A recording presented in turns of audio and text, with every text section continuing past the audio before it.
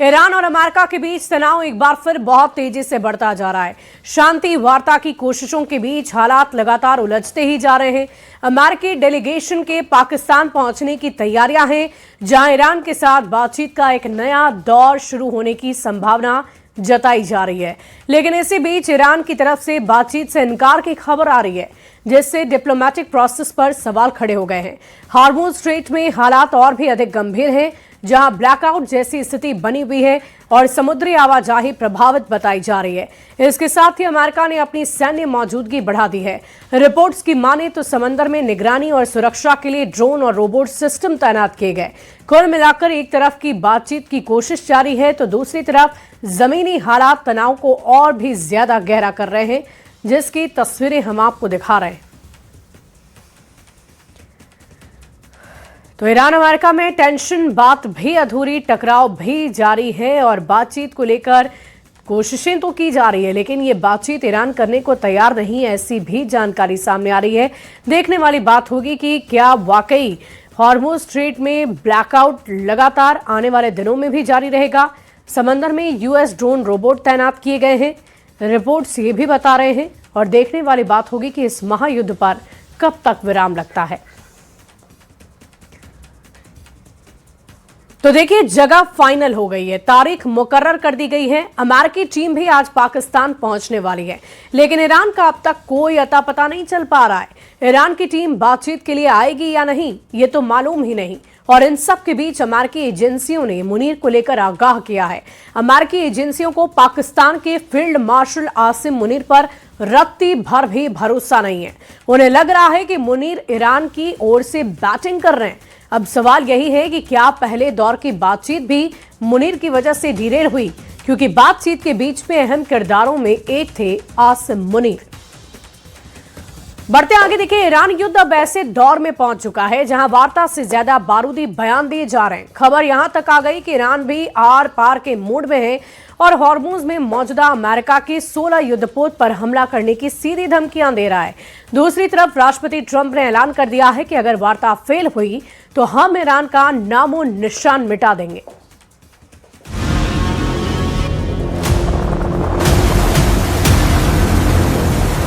Hormuz में घिरा America का 5वां बेड़ा, व्हाइट हाउस में आपातकाल मीटिंग। ईरान युद्ध वाकई में इतना ज्यादा खतरनाक हो चुका है जितना पहले कभी नहीं था।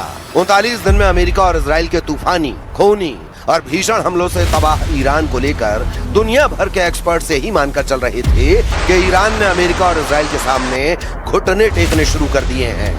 11 और 12 अप्रैल को इस्लामाबाद में हुई अमेरिका और ईरान की शांति वार्ता के बाद जिस तरह से राष्ट्रपति ट्रंप ईरान को दुनिया भर में बेइज्जत करने में जुटे थे, अब उस ईरान ने ऐसा हॉर्मुज हमला किया है कि पिछले 18 घंटे से ट्रंप की बोलती बंद हो गई है।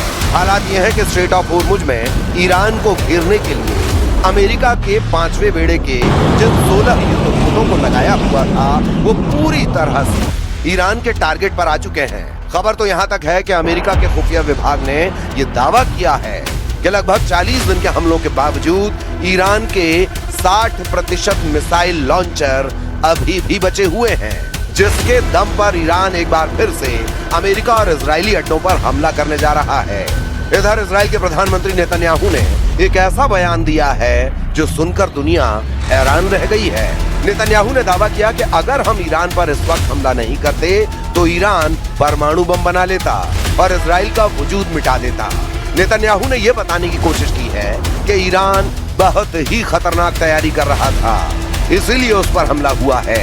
फिलहाल ईरान ने साफ कहा है कि हम हॉर्मुज और ईरान के परमाणु मुद्दों को लेकर अमेरिका से तब तक जंग कर सकते हैं जब तक कि हम अपने दुश्मनों को कड़वी हार नहीं दे देते। ईरान का हॉर्मुज हमला शुरू, घिर गया अमेरिका का 5वां बेड़ा। ताजा रिपोर्ट्स के अनुसार ईरान की रिवॉल्यूशनरी गार्ड्स यानी आईआरजीसी ने हॉर्मुज को फिर से पूरी तरह कंट्रोल में कर लिया है। ईरान ने धमकी देते हुए कहा कि जब तक अमेरिका ईरानी बंदरगाहों की नौसैनिक नाकेबंदी नहीं हटाता, तब तक कोई भी जहाज यहां से गुजर नहीं पाएगा। इस वक्त अमेरिकी नौसेना के 5वें बेड़े ने ईरान के खिलाफ समंदर में 3 घेरे बना दिए हैं ताकि ईरान को घुटनों पर लाया जा सके। लेकिन ईरान ने अब ऐसा पलटवार किया है जिसकी कल्पना अमेरिका ने नहीं की थी। अमेरिकी नौसेना के 5वें बेड़े यानी 5th फ्लीट ने 13 अप्रैल 2026 से ईरान के प्रमुख बंदरगाहों जैसे बंदर अब्बास, चाबहार और बुशहर की जो घेराबंदी शुरू की थी, अमेरिका ने ईरान के तटों को 3 स्तरों में बांटा है ताकि कोई भी ईरानी जहाज बाहर न निकल सके। पहली परत आउटर रिंग, विमान वाहक पोत USS अब्राहम लिंकन और उसके स्ट्राइक ग्रुप के युद्धपोत जो लंबी दूरी की मिसाइलों और विमानों से निगरानी कर रहे हैं। दूसरी परत मिडिल रिंग, अर्ली बर्ग क्लास के गाइडेड मिसाइल डिस्ट्रॉयर्स जो किसी भी संदिग्ध हलचल को रोकने के लिए तैनात हैं। तीसरी परत कोस्टल रिंग, मानव रहित समुद्री ड्रोन और छोटे पेट्रोल वेसल्स जो सीधे ईरान के बंदरगाहों के मुहाने पर नजर रखे हुए हैं। अब ईरान ने इस घेराबंदी को तोड़ने के लिए अपनी पारंपरिक नौसेना के बजाय असममित रणनीति का इस्तेमाल शुरू कर दिया है। ईरान ने इस अभेद्य घेरे को तोड़ने के लिए हमले के लिए मास्टर स्ट्रोक प्लान बना लिया है। मच्छर बेड़ा, ईरान के पास हजारों की संख्या में छोटी, तेज और फुर्तीली नावें हैं। ये नावें रडार की पकड़ में नहीं आती और चट्टानी गुफाओं में छिपी रहती हैं। ये एक साथ झुंड में हमला करके अमेरिकी युद्धपोतों को उलझाने की ताकत रखती हैं। कामिकेज और मरीन ड्रोन, ईरान ने शाहिद जैसे आत्मघाती ड्रोन और पानी के नीचे चलने वाले मरीन ड्रोन का इस्तेमाल शुरू किया है जो सीधे युद्धपोतों के सबसे कमजोर हिस्से जैसे प्रोपेलर या हल से टकराकर उन्हें नुकसान पहुंचा सकते हैं। क्रूज और बैलिस्टिक मिसाइलें, खुफिया रिपोर्टों ISW के मुताबिक ईरान ने हाल ही में अपने मिसाइल साल्वों में क्रूज मिसाइलों की संख्या बढ़ाई है।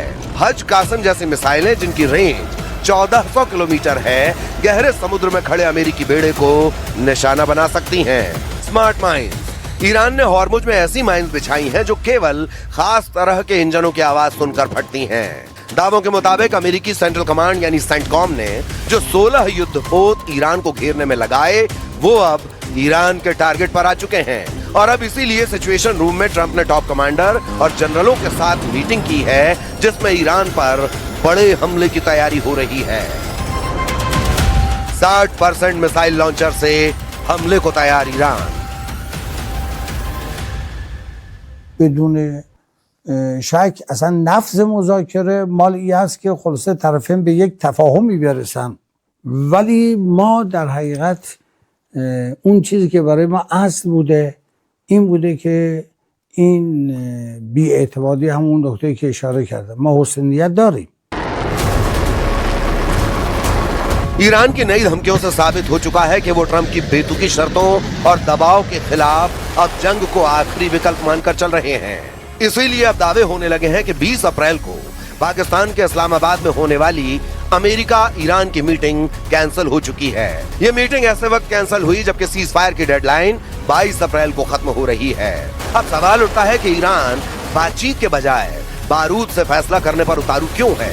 इसके पीछे की सबसे बड़ी वजह यह है कि ईरान के मिसाइल बंकरों और पहाड़ियों पर अभी भी इतने ज्यादा घातक और भारी मात्रा में हथियार मौजूद हैं जो अमेरिका और इजराइल को कड़ी टक्कर दे सकते हैं। खुद अमेरिका के खुफिया विभाग के एक सूत्र के हवाले से अमेरिकी मीडिया CNN ने दावा किया है कि ईरान के पास अभी भी 60% मिसाइल लॉन्चर बचे हैं जो लंबा युद्ध लड़ने के लिए काफी हैं। ईरान ने अमेरिका इजराइल के साथ 2 हफ्तों के युद्ध विराम के दौरान युद्ध के अगले फेज की जमकर तैयारी की है। इन 2 हफ्तों के दौरान ईरानी सेना एक बार फिर से अपनी शक्ति को संभाल रही है। ईरान के पास मिसाइलों की भी काफी क्षमताएं अभी भी मौजूद हैं। संघर्ष विराम के समय उसने लगभग 100 ऐसे सिस्टम बरामद किए जिन्हें गुफाओं और बंकरों में छिपा कर रखा गया था, जिससे उसके चालू लॉन्चरों की संख्या बढ़कर युद्ध पूर्व के स्तर लगभग 60% तक पहुंच गई है। रूस के पूर्व राष्ट्रपति और देश की सुरक्षा परिषद के उपाध्यक्ष दिमित्री मेदवेदेव ने पिछले हफ्ते सोशल मीडिया पर लिखा, ये साफ नहीं है कि वॉशिंगटन और तेहरान के बीच का संघर्ष विराम किस तरह आगे बढ़ेगा, लेकिन एक बात तय है, ईरान ने अपने परमाणु हथियारों का परीक्षण कर लिया है। इसे हॉर्मुज स्टेट कहा जाता है। इसकी क्षमता असीमित है।